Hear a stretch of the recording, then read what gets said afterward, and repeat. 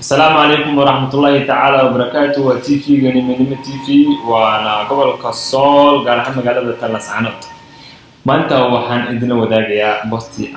يا كل يوم ونحسنين نقول صومري لكن سوي نقول السابع بستي جا شخصي أي صوري جاي دنك فيسبوك بستي جا سوق نقول إيه سيدا تنهدا ينوم وقتها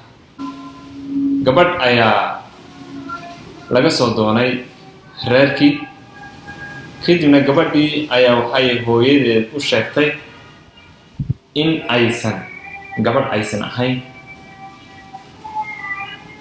kadibna maamadii ayaa waxay ku tiri hooyo ninkaaga liin u gasho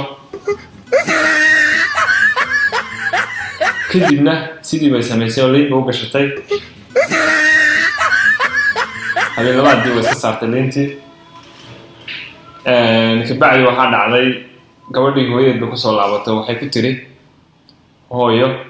arinkii way ku guuleysanay laakiin waxa sabab ku gaartay markaas ay ku tiri hooyo adiga ba aabaha qaran u gashay no